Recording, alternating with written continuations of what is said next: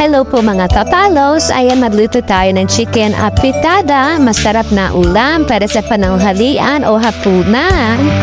So napakasimple lang ito lutuin. So ito muna manok, ay pakatasin muna natin siya sa kanyang sarili. Cook for 5 minutes, then set aside. Set aside din natin yung pinagkatasan niya. Pwede natin magamit na pansabaw mamaya. So dito rin sa kawali na to, pinunasan ko lang to ng tissue. Upang dito rin naman magluluto, ayan, nilagyan ko ng 2 tablespoon oil, cooking oil. Awang baby oil ha. O tapos igisa na natin yung bawang, yung sibuyas. Ayan yung bawang muna, syempre. Tingnan ako mag-isa, inuuna ko ang bawang. Yung iba kasi, sibuyas muna bago bawang.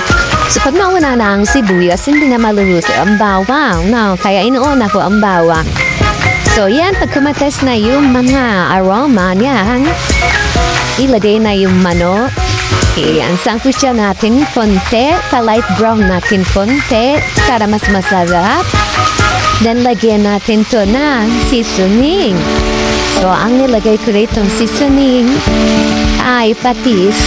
So hindi ako gumamit ng asin, patis lang. At isunod kagad natin itong tomato sauce dahil mabantutan, amoy ng patis na ginigisa. Sabi na kapitbahay, ano yun, nabaho? Natawa ako. So ito na, nilagay ko na yung tomato sauce para wag na silang mabahala sa kanilang naamoy. Ayan, halo-halo lang ulit para masunod ang ilalim. Sangkutsa muna natin para makibeng yung tomato sauce sa karne. Ayan. So, inlagay ko dito yung sabaw panin na lagyan ko muna ito ng hiya. But, munti ko na makalimutan. O, ayan naman, deke naman. O, alam ko naman, masikat na tayo. Hindi na tayo kukuha ng commercial. Chicken, broth cube.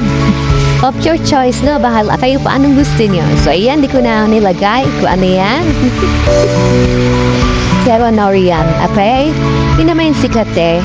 So, bakit pa tayo magkatry ng isa? So, ayan na. At tapos natin sangkutsa, ilagay na natin yung pinakasabaw kanina ng manok, no? Nung tinabi natin. So, sa sukat niyan is 1/2 cup lang yan. Kaya mag-a-add tapo dito ng tubig. So, ayan, itapulo lang ng konti. Bago natin i-add na iba pa mga seasoning. So, tinakpan mo na, pakulo na ilang minuto. Bago lagyan ng tubig, 1 cup lang ito nilagay ko. Yan. So, yung manok ko is 1/2 kilo lang yun yan. 4 lang yata ito na wings, hindi ko na nabilang. So, kinat-cut ko siya ng tagadatlo dumaki. So, tayo mga Pilipino mahilig sa ganun eh, pinaparami mo isang bagay. So, ayan na, lagyan ko ng paminta at MSG. At ito na, yung carrot. At itong magkasunod lang carrot at yung patatas. Kasi maliit naman yung hiwa ng carrot at malalaki yung patatas. So, pagka naluto sila, isabay lang sila. So, itong laurel, madalas kong sabihin na hinuhugasan ko siya bago ko siya ilagay. Dahil di tayo sure kung marumi yung dahon na ipon. Pinapatayo nila kung saan-saan, no? Buti sana kung factory. Okay. Pero kung sa backyard lang, at least malinis. Lagay ko ng bell pepper, pinakahuli ay ayan, naglagay ako ng 2 tablespoon na 2 tablespoon breadcrumbs. Ayan, pampalapot at pampaiba rin ng lasa. Ayan, pang-enhance. Pag may breadcrumbs, ibang lasa ng paprikada. Ma-enhance ang sabaw at syempre malapot. Ito yung 1 teaspoon na sugar. Optional, bahala kayo kung gusto nyo may konting tamis.